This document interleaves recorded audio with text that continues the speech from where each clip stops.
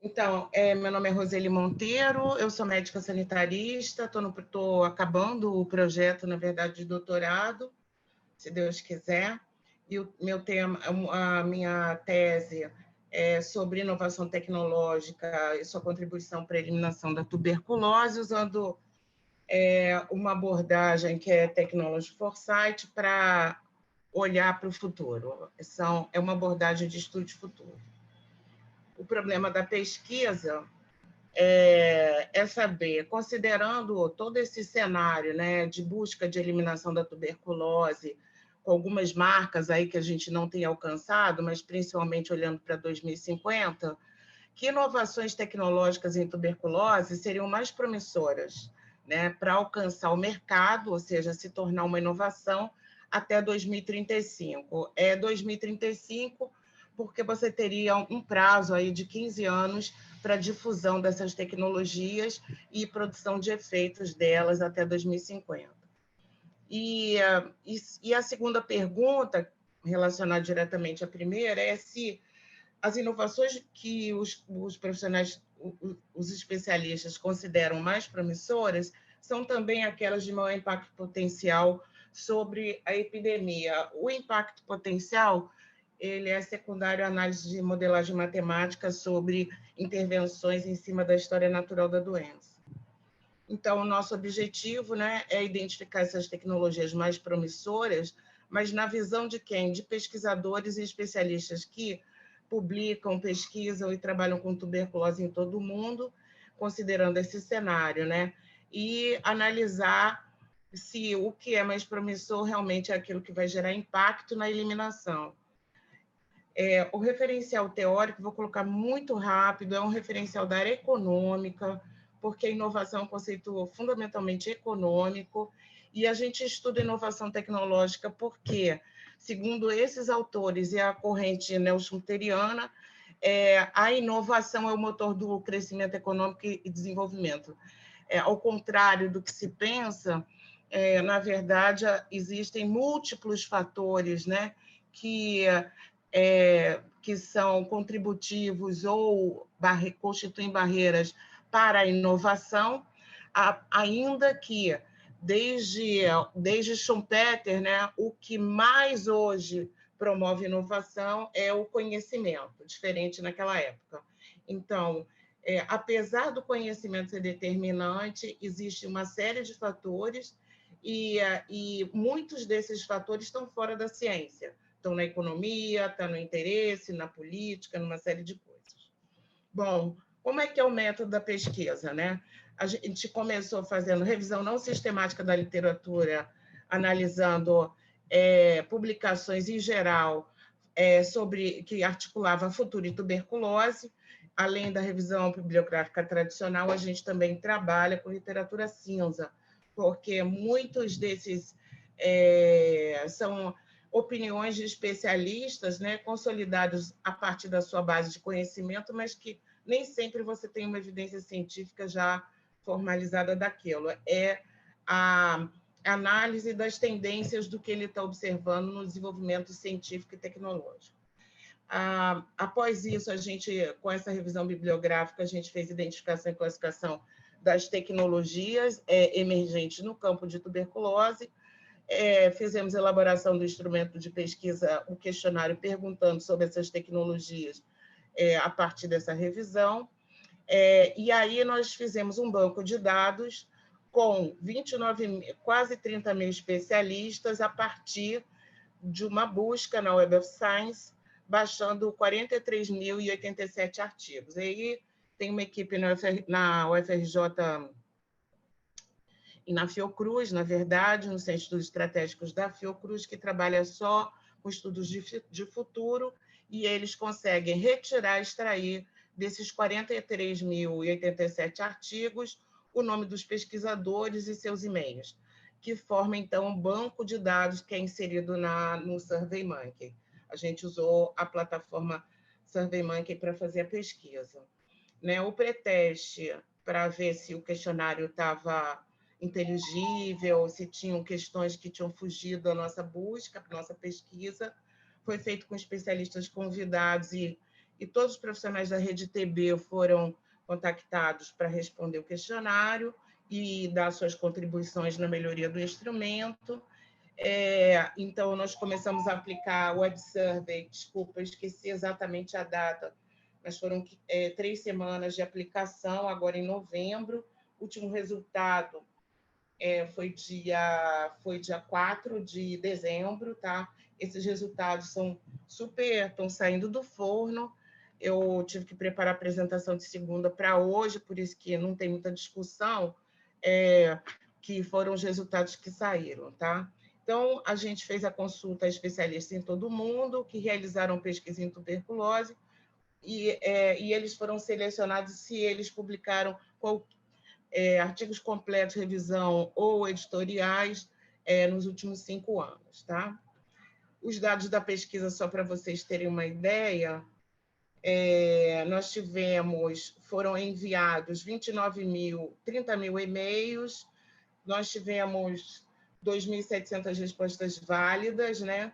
1.876 completas e uma taxa de resposta completa de 6,26. O questionário trazia no caput que essa era uma pesquisa do programa de pós-graduação da UFRJ, em cooperação também com a Fiocruz, já que eu sou de lá, e o pessoal de lá mesmo ajudou a fazer a pesquisa, e isso explica um pouco uma boa taxa de resposta, que em outras situações vai até 3%. Já a técnica lá, a gente reenvia os e-mails a cada 2, 3 dias, e isso aumenta a nossa taxa de resposta. Bom, vamos aos resultados, tá? Então, 66% dos respondentes se autoavaliaram como tendo um bom conhecimento em relação à tuberculose, né? E 31% algum conhecimento. Aqueles que declararam que não tinham conhecimento são excluídos da análise de resultado. A primeira pergunta, esse gráfico ele é um pouco chato, mas eu achei que deveria ter trazido, porque é a resposta bruta, e vocês podem também ter opinião. Eu pediria, quando estiver faltando 5 minutos, você me interromper, por favor, que eu não consigo controlar o tempo. Então, assim, a primeira pergunta foi qual o impacto, que estratégias em saúde pública, né, que a gente se confunde com a própria tecnologia, seriam de maior impacto pensando a eliminação da doença. O marco da eliminação da doença, ele é um marco que diferencia o controle da tuberculose, porque isso implica em ações de saúde pública que realmente têm impacto na suspensão da transmissão da doença, né? Então,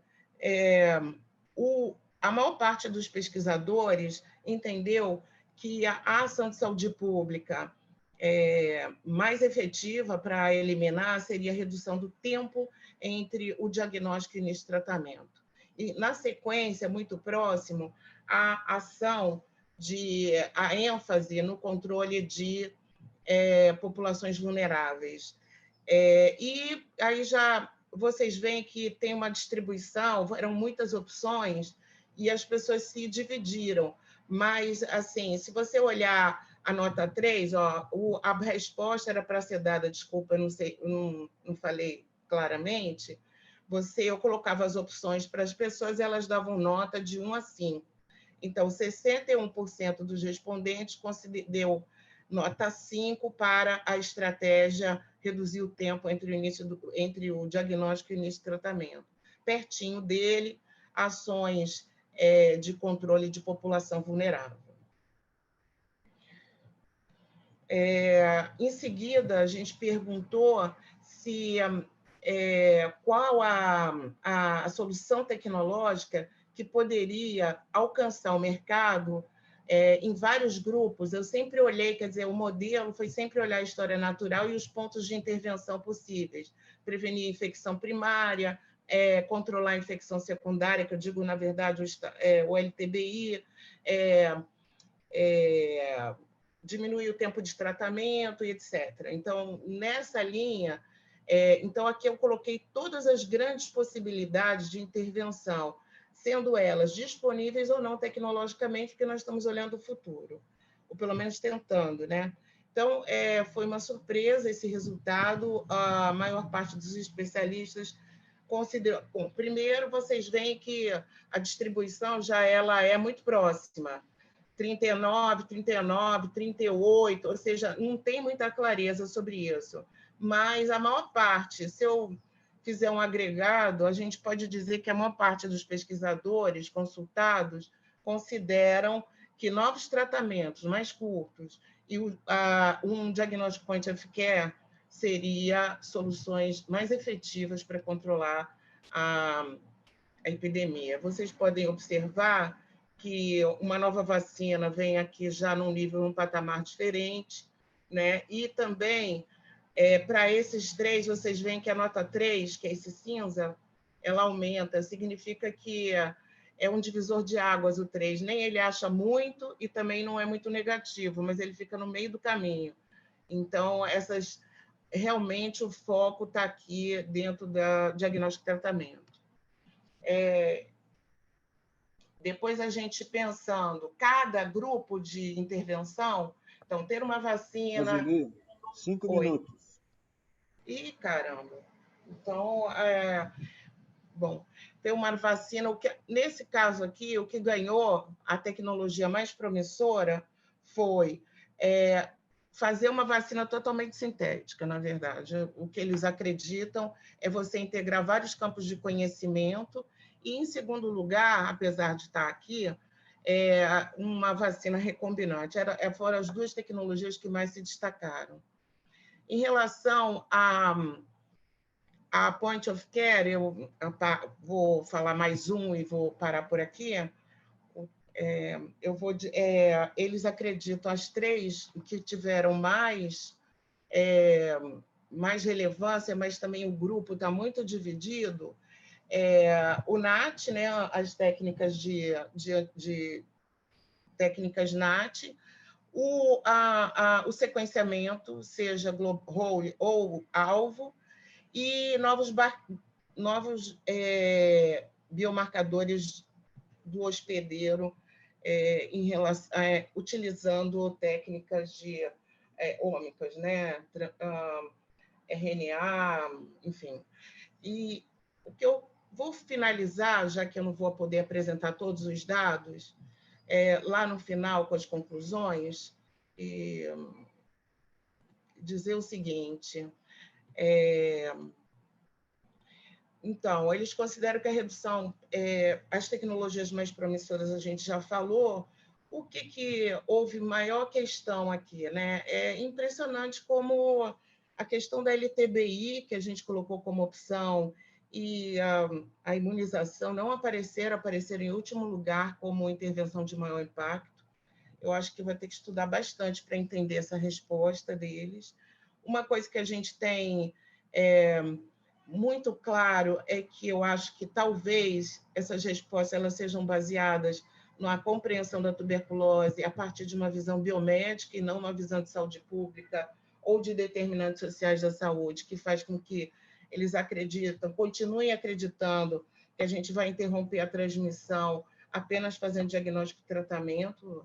Eu, sinceramente, e vários outros autores consideram que isso não vai acontecer. Uma outra questão, é óbvio que a redução do tempo entre o diagnóstico e tratamento é um um ponto sensibilíssimo, então acho que esse é um caminho importante para orientar a pesquisa, o desenvolvimento tecnológico e inovação. Então, eu fico muito feliz de ver algumas pesquisas relacionadas com isso, e eu diria que a gente tem uma grande mudança aí. A gente sai do polo do bacilo e vai para o perfil imune do hospedeiro para fazer diagnóstico. Essa é minha... Mesmo que você vai querer fazer cultura lá no final, mas vai ser possível, ao longo do tempo, que você consiga identificar um determinado perfil imune, resposta imune, e correlacionar isso com formas de tuberculose, e adotar isso como um diagnóstico.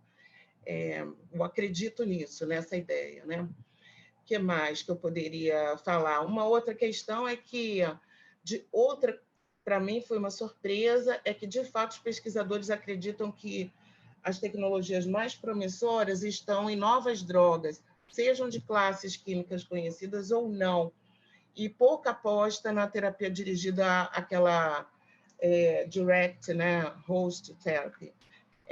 E que, na verdade, é uma linha de investigação e pesquisa que está sendo cada vez mais explorada em câncer, e eu diria que os pesquisadores em câncer vão poder ajudar muito a tuberculose, por causa do seu comportamento como doença crônica.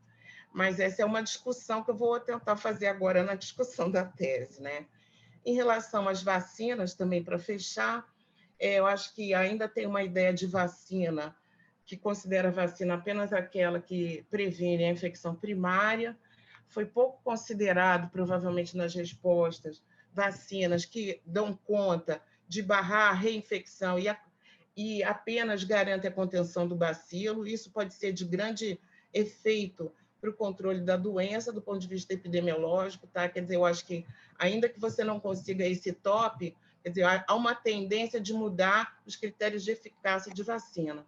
E acho que esses critérios deverão ser considerados aí na tuberculose.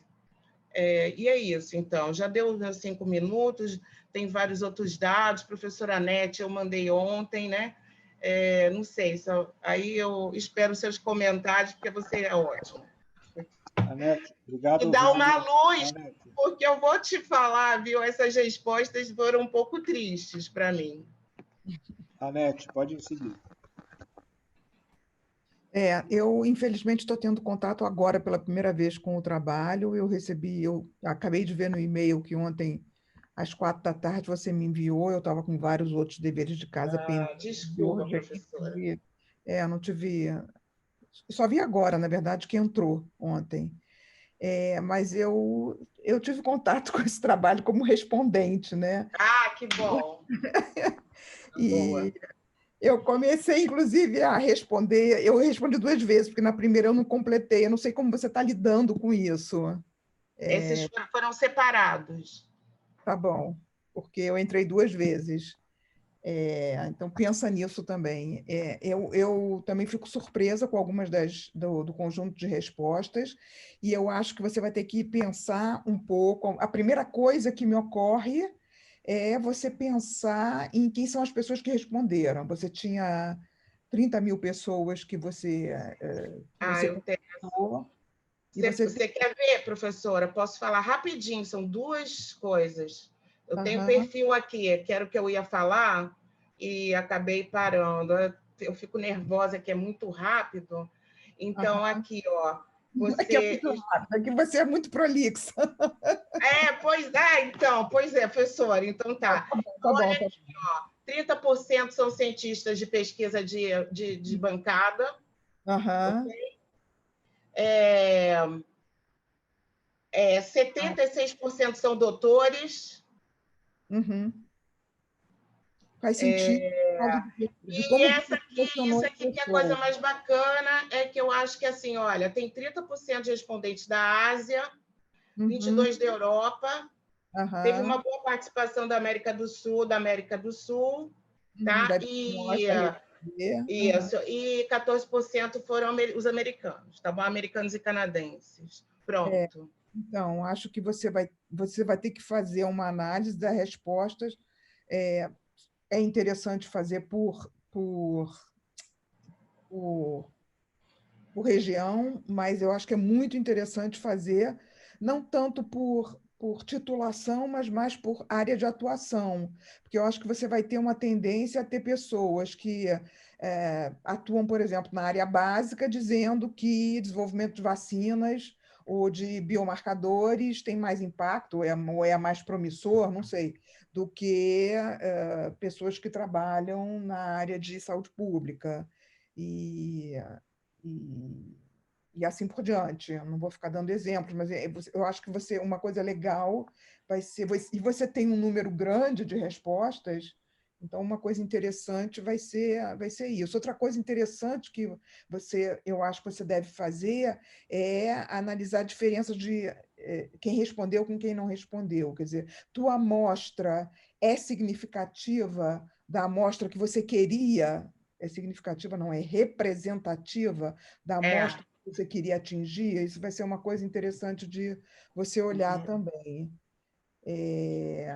Eu concordo com você que, enfim, a questão da prevenção, os estudos, as modelagens, tanto aquela que você citou ali de 2013, quanto as modelagens mais modernas, mostram o impacto que pode ter uma vacina, que, aliás, já está no pipeline, né? Que ano passado, Exatamente.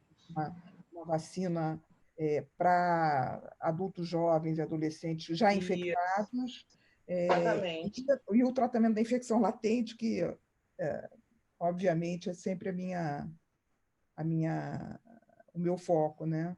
Mas, enfim, é o meu foco porque isso está demonstrado, não sou eu que estou dizendo. A gente sabe que isso terá um grande impacto na epidemia, na endemia, melhor dizendo. Então, assim, são as minhas sugestões para você olhar um pouco qual é o perfil das pessoas que te responderam e comparar com quem não respondeu, e olhar as respostas por categoria de atuação, porque talvez isso também te traga surpresas. Mas, professora, você gostou assim da pesquisa, do enfoque, como respondente? Você achou o quê? Achou chato?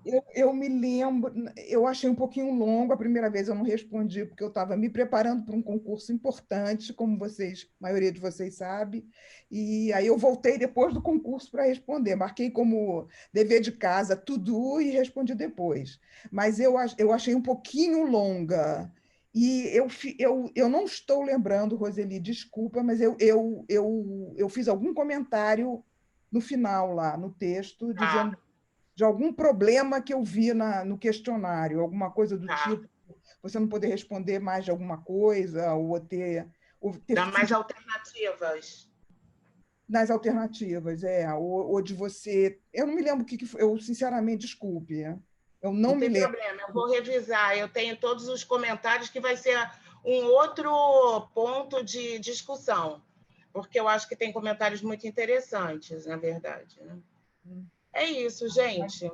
Você tem um trabalho, um material muito interessante para analisar nas mãos e vai te dar um trabalhinho, mas eu acho que vai ser bem legal. Você tem quase 3.000 respostas, né?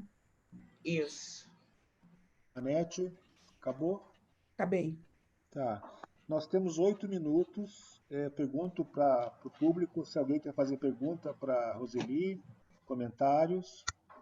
Eu gostaria, Fala, até Ana. como respondente do questionário. E, bom, parte da minha queridíssima Roseli, né? Prazer. Quando ela me mandou, eu também, assim, também não, não sei se foi assim, eu fiquei, meu Deus, esse negócio de responder questionário, chega assim. Depois eu vi que era o seu, então eu me animei a responder. Mas eu achei longo, tá?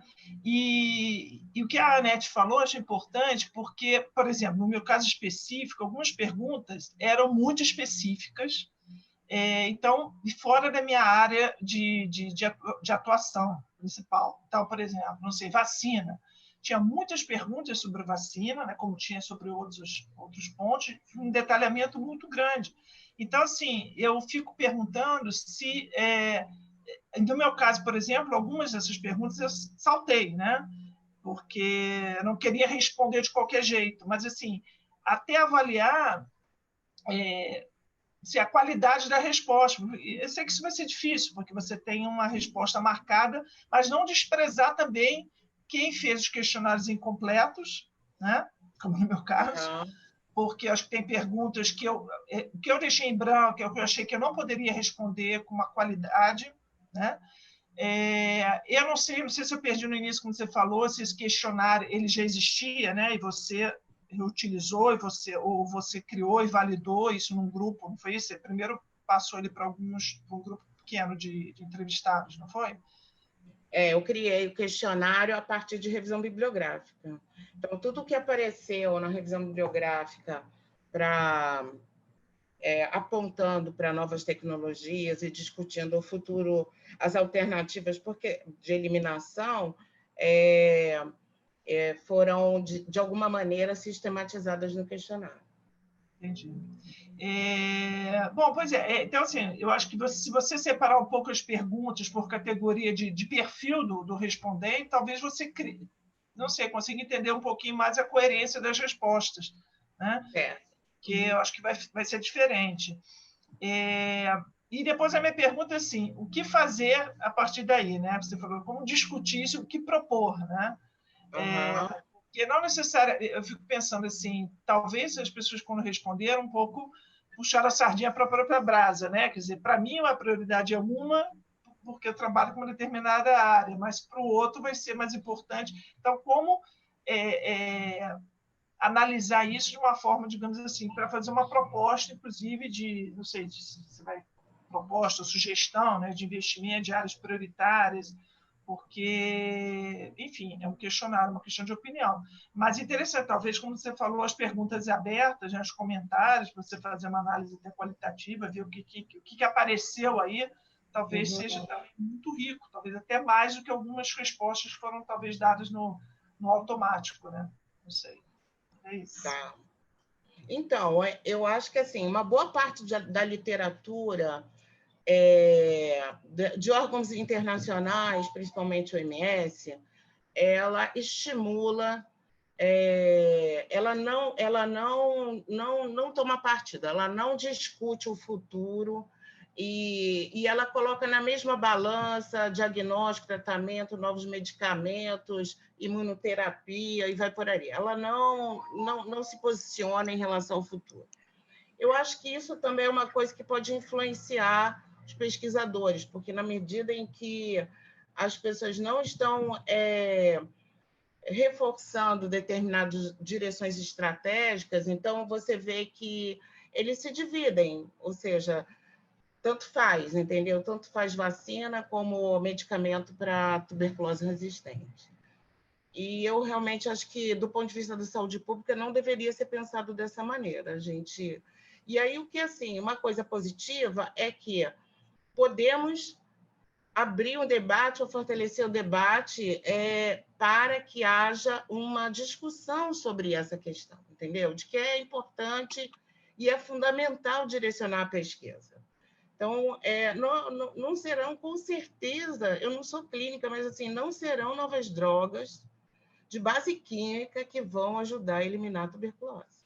E aí eu acho que o ponto da eliminação não está sendo colocado, esse cenário da eliminação não está sendo colocado de uma maneira muito clara para orientar a pesquisa e o desenvolvimento tecnológico.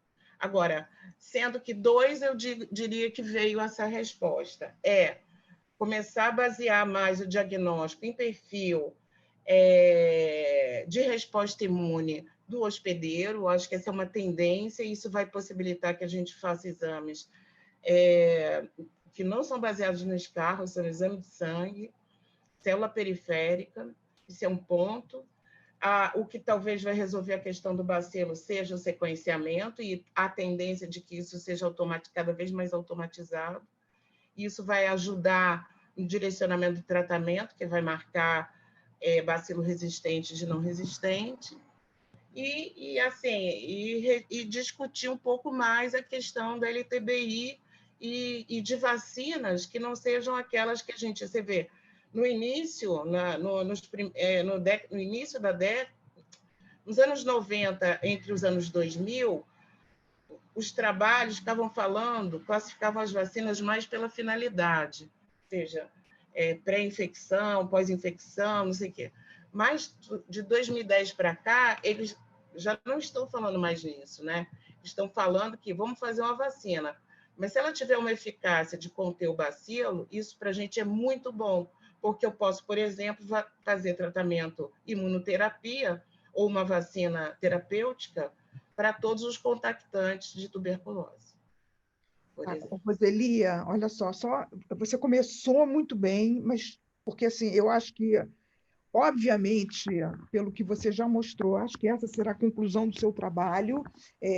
A OMS não distingue, não dá pesos diferentes para as tecnologias, mas você tem que tomar cuidado para você não colocar a sua opinião sobre as tecnologias na frente do resto.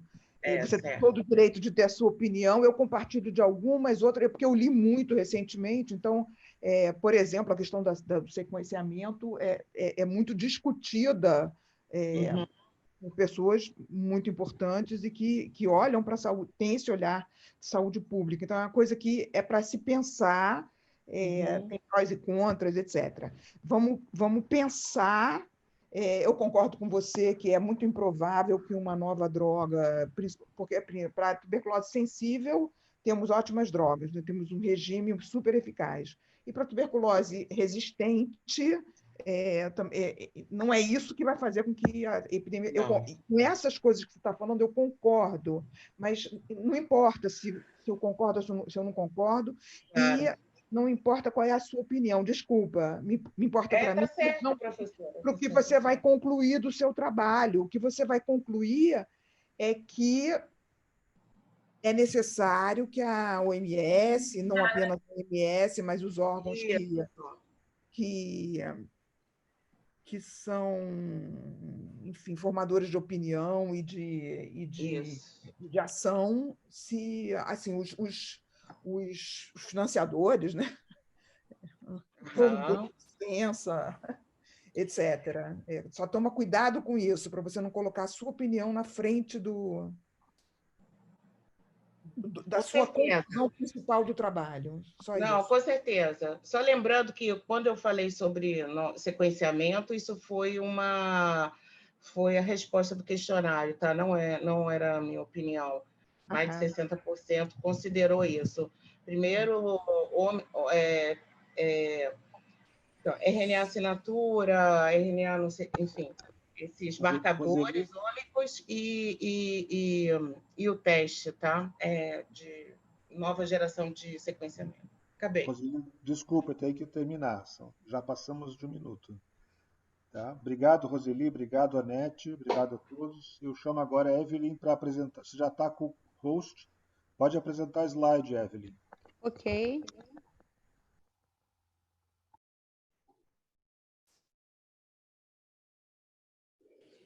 Estão todos vendo? Então, muito obrigada. André, Posso iniciar? Estão me ouvindo? Pode começar. Ok. A minha apresentação é sobre o nosso projeto de mestrado, né, de dissertação, sobre orientação da professora Ana Cristina e do professor Afrânio. O nosso título é Tuberculose latente ativa entre crianças e adolescentes que foram contatos de pacientes com tuberculose pulmonar sensível e resistente, imunidade de referência no Rio de Janeiro. Só um momento. A gente fala um pouquinho aqui sobre a tuberculose, imagino que durante todas as apresentações anteriores tudo já foi falado. Aqui a gente tem um foco principal nos contatos, em especial os contatos pediátricos, crianças e adolescentes. Crianças menores de 5 anos têm um risco maior de infecção e também de evolução para a doença ativa. Em especial, nós temos poucos dados no Brasil sobre rastreio de contatos de crianças e adolescentes com tuberculose multiresistente, devido a não haver ainda um tratamento padronizado que seja eficaz nesse grupo. A justificativa do nosso estudo, né, no Rio de Janeiro, né, o nosso local de estudo foi o Hospital Municipal Rafael de Paula Souza, né? Então, nós, na nossa bibliografia, na nossa busca bibliográfica, vimos que os dados primários sobre avaliação de contatos são muito escassos, inclusive a avaliação de contatos no Brasil é muito baixa, sendo de 37%, variou 37% na cidade, no estado do Rio de Janeiro, e 41,3% na cidade do Rio de Janeiro, segundo dados do Report do Brasil de 2020, né? E não há dados específicos sobre contatos de TB-MR. Os nossos objetivos, em relação aos nossos objetivos, o objetivo principal do estudo é determinar o risco de infecção e de adoecimento por tuberculose entre crianças e adolescentes que foram contatos de casos índices com tuberculose pulmonar sensível e resistente. Em relação aos objetivos específicos, nós gostaríamos, então, de descrever as características sociodemográficas desses contatos dos dois grupos, conhecer a incidência e prevalência da infecção da tuberculose ativa entre os dois grupos, analisar os fatores associados à infecção tuberculose em crianças e adolescentes que foram contatos dos dois grupos, de casos índices TB não MR e MR, e avaliar a incidência de TB entre contatos MR e não MR que fizeram um tratamento preventivo com isoniazida. Trata-se, então, de uma coorte retrospectiva de crianças e adolescentes até 19 anos, 0 a 19 anos de idade, que foram contatos de casos índices que estavam em tratamento de tuberculose pulmonar e que foram acompanhados no ambulatório do Hospital Rafael de Paula Souza, no Rio de Janeiro, no período de 2006 a 2016.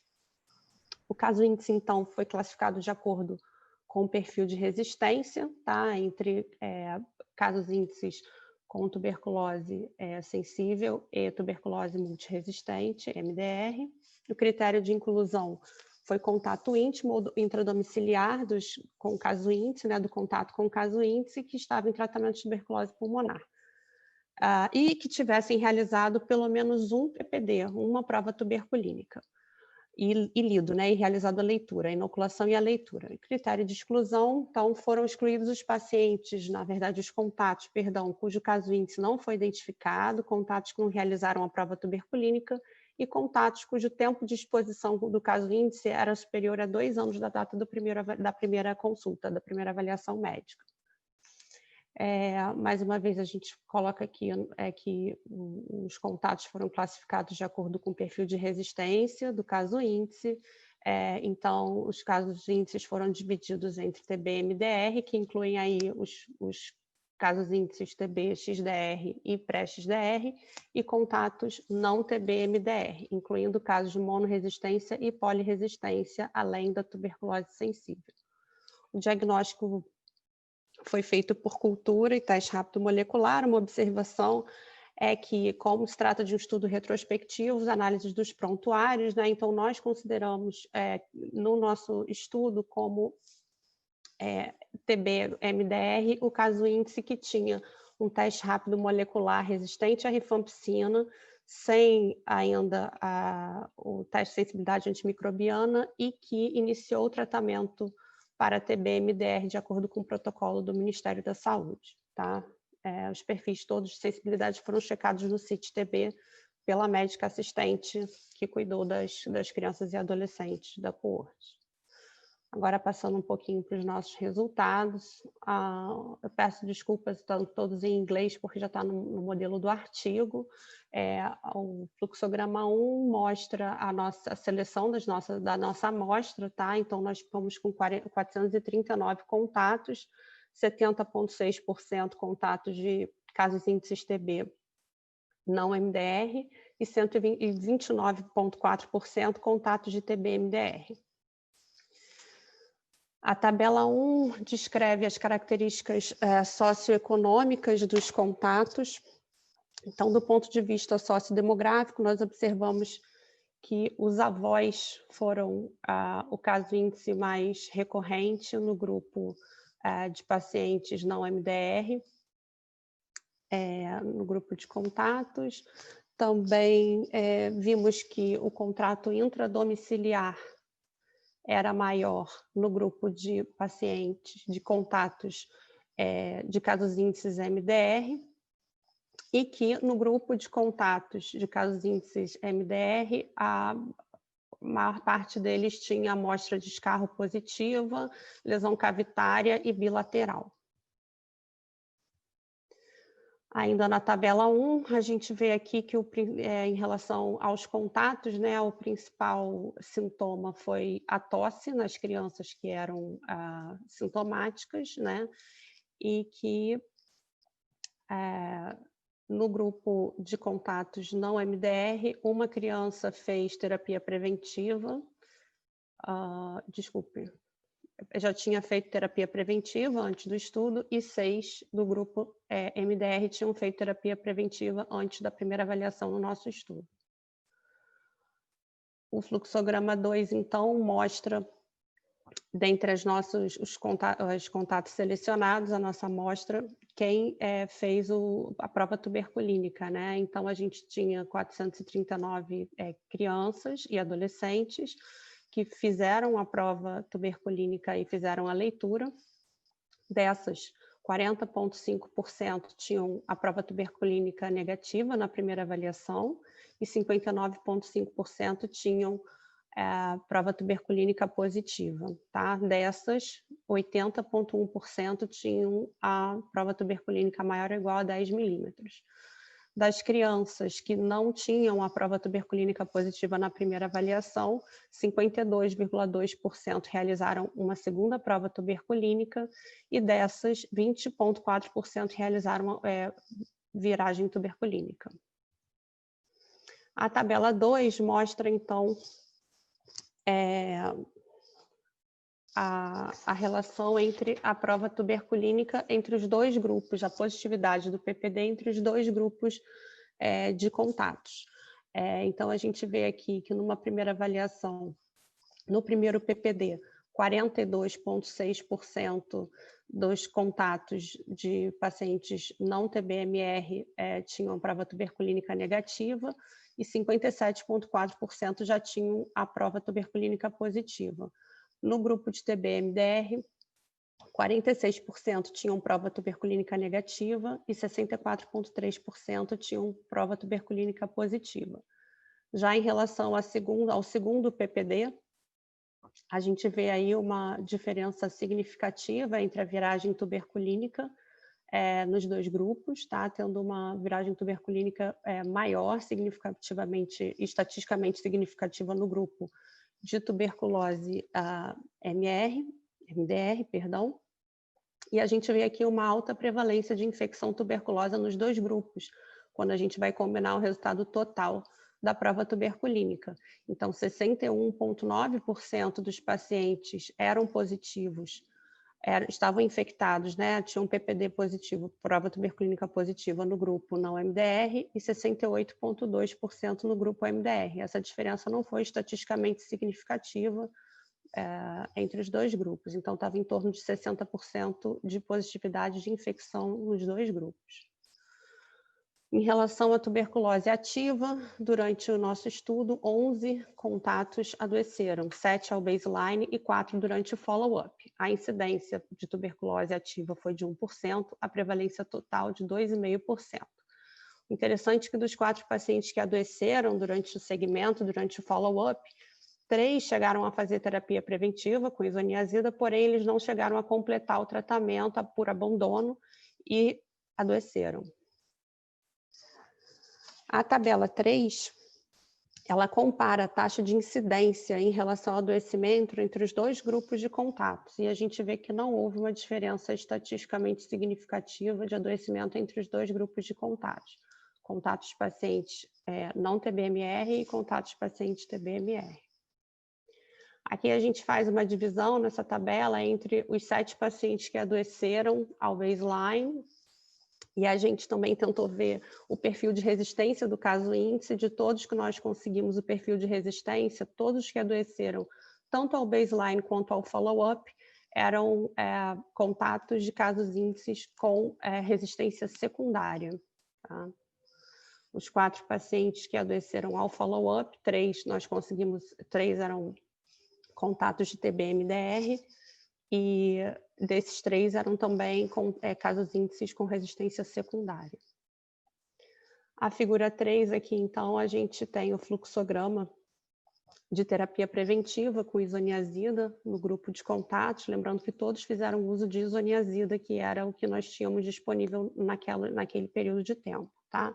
Então, dos 280 contatos que tinham PPD positivo, 7 estavam doentes ao baseline, foram retirados, 19 não iniciaram a terapia preventiva e 67 crianças então, iniciaram a terapia preventiva com PPD negativo por indicação da médica assistente. Então, nós tivemos 321 contatos em uso de isoniazida, sendo que 65% eram contatos de TB não MDR e 34,9% contatos de TB-MDR.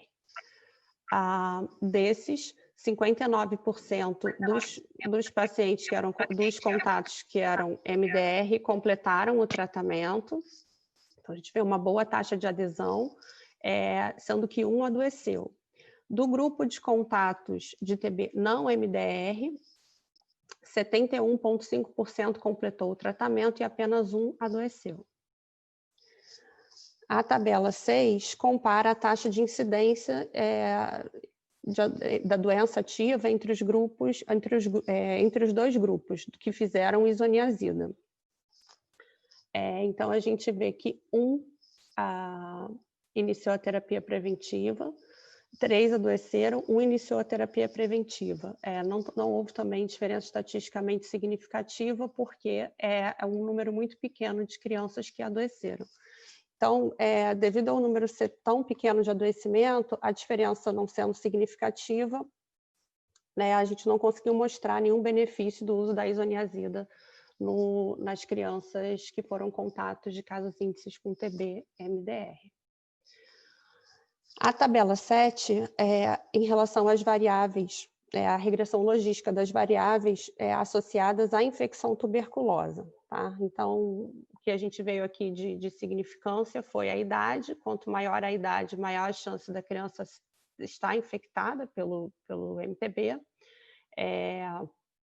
Em relação ao grau de parentesco com o caso índice, a gente vê ali que os avós tinham um risco menor de transmitir bacilo para os contatos e que também, entre os casos índices que eram HIV positivo, eles também transmitiam menos o bacilo para os seus contatos, o que já é bem documentado na literatura também. A nossa discussão aqui ficou com os nossos resultados, né? Nós, então, vimos uma alta prevalência de infecção tuberculosa nos dois grupos e não houve a diferença significativa de infecção entre os contatos que foram expostos a casos índices tuberculose não MDR e MDR. A conversão tuberculínica foi muito maior no grupo de contatos de TB-MDR, e a gente viu também que todos eles, né, que a gente conseguiu informação, eram casos índices com tuberculose com resistência secundária, então talvez essas crianças possam ter se infectado quando esse bacilo ainda era sensível. Houve também uma baixa prevalência de adoecimento nos dois grupos, o que bate mais ou menos com o que a gente vê na literatura. Nós não conseguimos verificar a isoniazida como protetora ou não para o adoecimento no grupo de crianças e adolescentes que foram expostos a casos índices com TB-MDR devido ao baixo número de adoecimento. Tá? E as limitações, dentro das limitações do estudo, a gente vê então que é uma coorte retrospectiva, então foram dados de prontuário, né? Mas todos os dados foram coletados pelo mesmo profissional e todos os pacientes foram avaliados pela mesma médica. Com relação aos próximos passos, nós estamos na fase final de preparação do artigo para submissão e a defesa programada para fevereiro de 2021. Os agradecimentos à doutora Ana Cristina Carvalho, incansável em me ajudar em todas as etapas do processo, professora Frânio Litébio da Fiocruz, Hospital Municipal Rafael de Paula Souza, doutora Sheila Lucena, que foi a médica assistente desse grupo de crianças durante esse período, há 37 anos no serviço, Giovanni Sottigio, do grupo da Itália, Lohane Isidoro, Fabiana Falcão e Marcela Bering. Muito obrigada. Obrigado, Marcela. Passo a palavra para a Ana Cristina. Marcela não, Evelyn Afrânio. Desculpe. Obrigado, Evelyn. Bom, parabéns, Evelyn. Eu acho que aqui vale antes de a gente comentar especificamente o trabalho, eu acho que tem que tirar o chapéu para a Evelyn em termos de persistência, né? A Fran sabe bem disso. A Evelyn começou o projeto dela no Santa Maria, no Hospital Santa Maria, com uma revisão de prontuários que foi impossibilitada porque choveu dentro do arquivo e inundou, enfim. Ela não pôde fazer o projeto que era inicialmente previsto e, para mim, foi muito bom, porque possibilitou que ela, então, viesse trabalhar com a gente e trazer, né, tentar registrar esse trabalho que Sheila tem feito faz há quase 40 anos, que continua na ativa. Infelizmente, ela não pôde participar hoje aqui com a gente, mas é um trabalho, é um registro que acho que tem poucos desse tipo no Brasil, né? São poucas coortes de crianças contatos de pacientes multiresistentes, porque ela está até fisicamente próximo ao centro de referência, trabalha diretamente com a Margarete, com todo o grupo lá da Fraga. Então, inclusive, foi a Margarete que colocou a Sheila em contato com a gente. Então, assim, foi um trabalho muito difícil porque a Evelyn, sozinha, junto com o auxílio sempre presente da Sheila, levantou mais de 500 prontuários. A gente passou por percalços também com o Comitê de Ética, que, apesar de ser um estudo retrospectivo, já tinha sido aprovado com pequenas pendências numa primeira fase, caiu na mão de um revisor que, não sei o que um dia lá, mas pediu tanta coisa que a Evelyn chegou ficou desesperada pensando em desistir do projeto. Então, felizmente, ela não desistiu, a gente conseguiu reverter isso. E eu acho que é importante a gente mostrar que a questão do paciente com forma com tuberculose multiresistente, há décadas vem se discutindo. Inicialmente se pensava, a partir de estudos em cobaia, que essa cepa teria menor capacidade de infecção e de causar adoecimento, mas a gente tem visto, né, no decorrer desse tempo, que se isso poderia ser verdade em relação, por exemplo, a casos de imunoresistência isoniazida, não é assim que se mostrar a literatura. E certamente, o que a gente observa nesse trabalho foi uma alta taxa de infecção nos dois grupos, quer dizer, assim, a gente pode dizer que pelo menos infecta tanto quanto. E o adoecimento, e a outra questão, né, que a gente gostaria e tentou avaliar, foi se essa isoniazida que era utilizada nessas crianças, até na espera, porque muitas vezes essas crianças chegavam ainda com o resultado do caso índice ainda pendente, de alguma forma teriam protegido as crianças do adoecimento. A gente teve poucos casos de adoecimento nos dois grupos. O fato dessas crianças, das que a gente conseguiu recuperar a informação, como a Evelyn falou, o fato de ter uma... Deixa eu um instante que está tocando o telefone.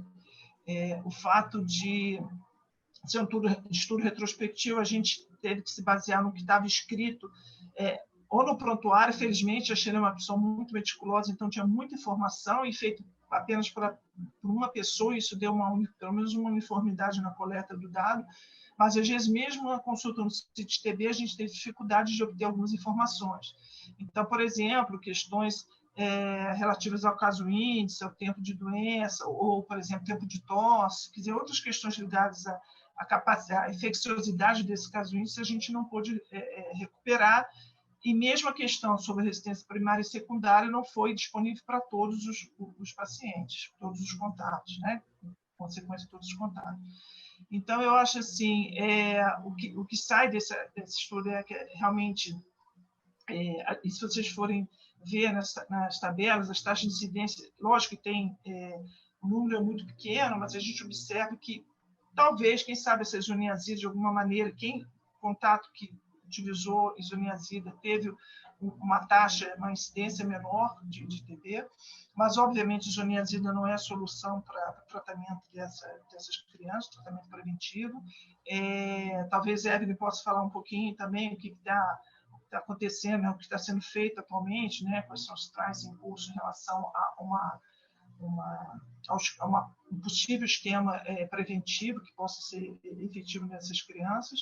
Então, eu acho assim, é uma informação importante para, pelo menos, dizer assim, olha, essas crianças se infectam, essas crianças precisam de tratamento. Então, assim, ter um dado nacional que corrobora aquilo que internacionalmente, né, tem sido levantado, que as crianças precisam, os contatos, em particular aquelas menores de 5 anos, devem ser tratados prioritariamente, com ou sem PPD, porque a gente viu, inclusive, que Sheila também, mesmo não tendo o PPD, não sendo reator, ela, por decisão médica de indicação, ela colocou em terapia, e que esse problema existe no nosso meio e que deve ser dado prioridade para esse tratamento dessas crianças, em particular essas com contágio MR. Então, não sei se a Evelyn quiser comentar alguma coisa em relação a outros esquemas, enfim, o que está acontecendo em termos de trials para tratamento preventivo de contágios em MDR, e depois, se o público quiser participar, com prazer. Então, vou falar aqui um pouquinho, tá, Ana e ouvintes? Nós Sim, temos hoje registrados 12 trials em andamento, sendo que 3 com resultados já em fase mais avançada, com resultados previstos para os próximos 2 anos, tá? São eles o CHAMP, que são crianças, só foram selecionadas crianças menores de 5 anos na África do Sul, e eles avaliam a eficácia da levofloxacina versus o placebo. O Phoenix, que compara, né, o delamanid com a isoniazida como prevenção também, todos eles em contatos MDR, tá, gente? E o Queen, VQueen, que é um trial que compara também, aí já são pessoas de todas as idades, não só crianças, adultos também, que comparam levofloxacina versus placebo. Lembrando que o que eu queria comentar, que eu esqueci de comentar, é que no nossa coorte a gente tinha uma baixa incidência de HIV, né, o que é bem contra a maioria da literatura que vem da África do Sul, e existe muita coinfecção TB-HIV em crianças, tá? Então, até na nossa primeira análise, a gente viu que os casos índices, eles tinham mais HIV, né? Era um HIV positivo no grupo não MDR, justamente pelo Hospital Municipal Rafael de Paula Souza ser uma referência para tratamento de HIV. Então, quando essas pessoas com HIV adoeciam por tuberculose, acabavam sendo tratadas lá também, e seus contatos, né? Então, isso também pode ser um viés ali da nossa amostra, mas dos nossos contatos, a gente não tinha uma prevalência de HIV alta, pelo contrário, bem baixa, o que reforça ainda mais essa questão, né, do tratamento, porque a maioria dos trials eles fazem com o enrollment, né, dos pacientes, ele vem com infecção, né? Então, parece que o que vai ser usado para as crianças vai ser a levofloxacina, o que tem mostrado aí a maior segurança e eficácia, a melhor forma posológica para crianças, especialmente as crianças menores, né, para a administração da droga. O sabor, a forma, se é líquida ou se é comprimido, enfim, essas crianças todas as que foram tratadas, né, foram tratadas com isoniazida comprimido, né, e aí tinha que fazer toda aquela parte que a Sheila sabe fazer muito bem, de ensinar a família como administrar, o gosto nos bebês, tudo isso é muito peculiar, né, na criança, especialmente na criança pequena. Já o adolescente já é mais fácil de tomar a medicação comprimido via oral. Tá? Muito obrigada a todos. Obrigado, Evelyn.